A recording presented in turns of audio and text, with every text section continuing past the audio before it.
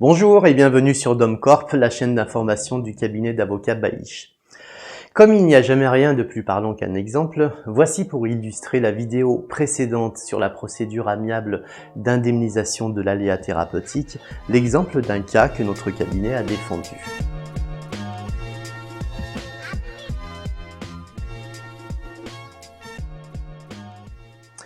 Monsieur, que nous appellerons Monsieur X pour préserver la confidentialité, un sportif plutôt en bonne santé, se présente aux urgences pour un syndrome coronarien où une angioplastie est réalisée avec la mise en place d'un stent. C'est un petit ressort que l'on glisse dans l'artère bouchée pour l'écarter et rétablir une circulation normale du sang. L'opération se passe très bien et Monsieur X remonte dans sa chambre où son épouse l'attend. Malheureusement, et sans que l'on ne sache véritablement pourquoi, la situation va brusquement se dégrader dans la nuit.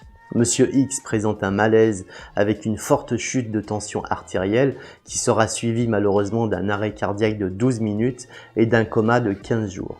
À son réveil, le tableau clinique est extrêmement sévère car Monsieur X a perdu la vue, il présente des troubles praxiques, neuropsychologiques et neurocomportementaux extrêmement importants qui lui ont fait perdre toute autonomie.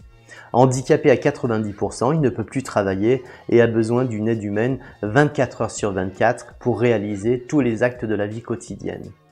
Le médecin conseil que nous faisons intervenir pense que l'arrêt cardiaque de Monsieur X a été causé par une très forte compression de sa cavité cardiaque.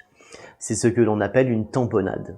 Il s'agit d'une complication extrêmement rare, puisque d'après la littérature médicale, le risque théorique d'en être victime se situe aux alentours de 0,1%. Monsieur et Madame X vont donc faire le choix d'engager une procédure devant la CCI. L'expertise, qui était un très bon expert professeur, conclut à l'existence d'un aléa thérapeutique, ce que va également confirmer la CCI dans son avis. Toutefois, cette dernière, pour des raisons que nous ignorons encore aujourd'hui, et en tout cas sans le moindre argument médical ou juridique, décide dans son avis que Monsieur X ne sera en droit d'être indemnisé que de 50% de son préjudice. L'ONIAM accepte de suivre cet avis et fait une offre d'indemnisation qu'elle va toutefois réduire encore un peu plus puisqu'elle est ramenée à 10% du préjudice subi par Monsieur X. Au final, il est proposé à Monsieur X une indemnisation d'environ 400 000 € que ce dernier va naturellement refuser puisqu'une telle somme ne pouvait pas permettre à Monsieur X de se financer les services d'une aide humaine pour le reste de sa vie. La famille décide donc d'engager une procédure judiciaire. À partir de ce moment-là, la position de l'ONIAM va brusquement changer.